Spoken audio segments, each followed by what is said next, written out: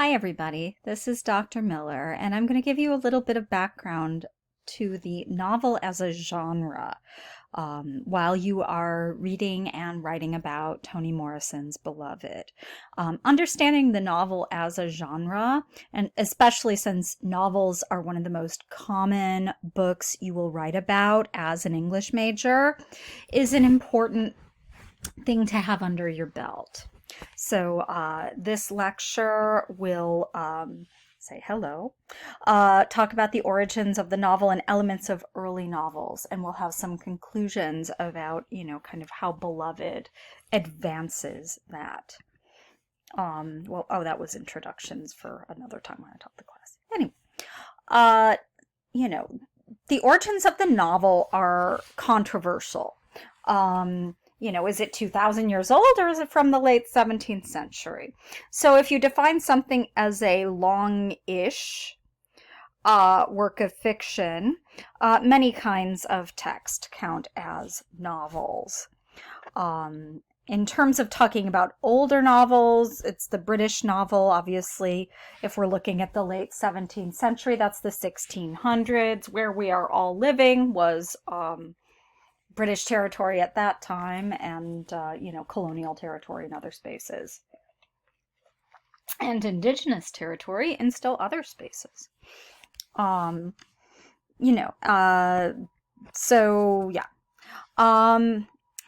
certain formal elements help to show us, what a novel is. Just a reminder, prose is something that is written in sentences, paragraphs, narrative, so not poetic form, prose form. Fiction is a kind of imaginative literature, so things that didn't happen. Or nonfiction, things that did happen. Novels are longer works of prose fiction, usually focusing on a particular character or series of characters whose lives are thematically intertwined. The way the novel originally emerged as a genre, there aren't that many genres we can, identify in a time period. We don't know when the first person started acting. We don't know when the first person started recording poetry, meaning like writing it down. But we do know when works were printed that were predominantly written in prose, centering on a particular character and circulating to a wide audience. And we'll have more definitions after this. The rise of the novel paralleled the expansion of British imperial powers and population growth. That's problematic. It is not a bloodless and apolitical genre. It expanded during a time that was also, as the bottom point shows, the height of slavery in Britain and its colonies. So when we have novels like Beloved that focus on the legacies of enslavement and how that trauma is repeated even after someone is living in more free territory, I think it's, that's an important genre to select. It's a way to make an intervention in a space that excluded one's ancestors. There were flourishing print markets in London primarily because there was more leisure time. There was a middle class that was literate, especially due to the Protestant Reformation, and they had time to consume entertainment. More people could also become writers than ever before. So there was content and there was a market for that content. What is also disturbing is that most of the fun things were done in Britain. The empire was doing most of the heavy lifting to build wealth and power. Some elements of novels, and this is from J. Paul Hunter's book, Before Novels. And they are not present in all novels all the time, but many of them apply to early novels. Also note too here, many scholars of quote unquote the novel as a genre are 18th century scholars like me. So sometimes definitions of the novel as a genre get skewed by that specialization. So if you want to, come at it, like, that's awesome. I love that kind of thing. So contemporaneity, it feels like it's happening in some moment. It doesn't have to be set now, but it has to feel like you are present at the setting. So there's no once upon a time in early novels where, it sounds really distant to us. Credibility. This does not mean everything has to be realistic, but it does mean that it has to have some kind of consistency to it. For example, if you're reading a sci-fi or a fantasy novel, when you're reading it, random dragons don't appear unless the writer has already created a world where random dragons could appear. Familiarity. When you read it, you relate to some of it. Maybe not all of it, but some of it. So if it's a novel centering on family conflict, you may not have those particular conflicts or that particular family, but you understand those particular relationships and those dynamics, and can find it interesting. Rejection of traditional plots. I mean, one of the things that happens in so many novels is that you have, if you're going to write a romantic novel, where it goes from, boy meets girl, boy gets girl, or something like that, which is, about as plain as you can be. That would be a traditional plot, right? A well-plotted novel will respond to that by adding so much complexity and lots of turns and reversals and time when you don't think the couple will get together to be compelling and to be interesting. The point isn't that everyone has the same experience reading every novel. The point is that they might have a similar experience, but in an unpredictable way, in a surprising way. You want to have a plot. You don't want to just have, a traditional plot that you just could superimpose onto anyone.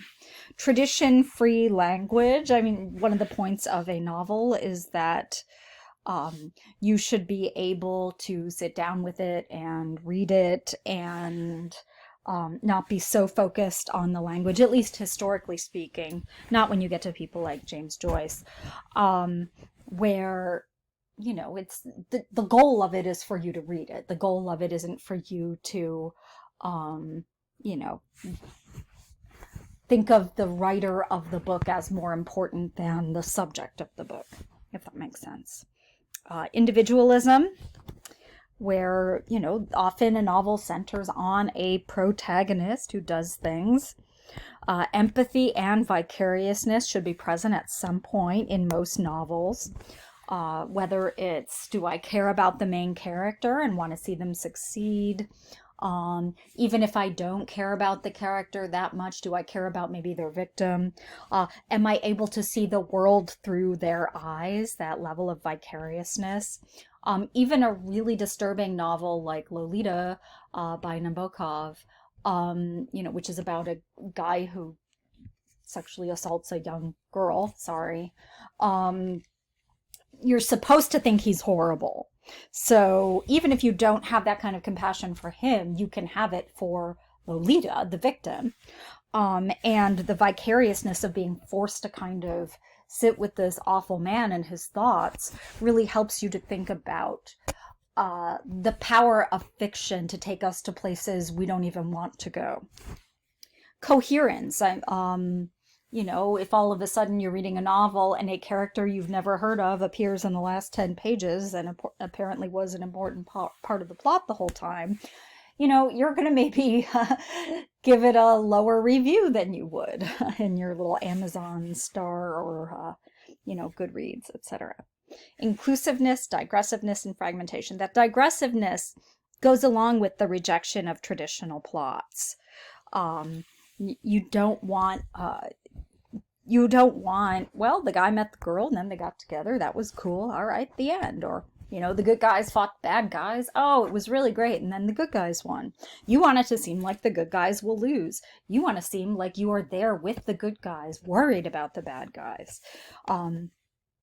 You want to maybe cut back and forth to make that conflict even more exciting, that fragmentation. If you're writing a novel, you may want to disorient your reader temporarily and then bring them back. As with most kinds of writing, you're taking your reader someplace virtually when you write a novel. And all of these things help novels to become the special type of fiction that we think they are. And self-conscious innovation. The author should feel like they are in control. That doesn't mean everything's about the author, but you like to be able to sit down and read and know that you're in good hands, know that you're being guided by an author in different directions and being shown different things, almost like someone is giving you a tour of a kind of story and helping you get into that story.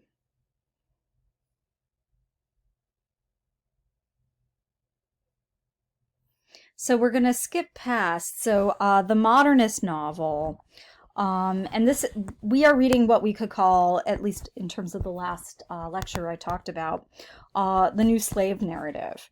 But it's kind of a response to high modernism, which was a very self-consciously literary genre. So original novels were kind of, where you could sit down with something like Wuthering Heights or Charles Dickens or Jane Eyre or one of those kinds of books, and you're going to get a beginning and middle and an end with some digressions, with some other kinds of thing in there, but in general, you're going to get a story. However, as we kind of get closer to contemporary fiction, there are more shifts in technology and culture, and that affects the way people see things.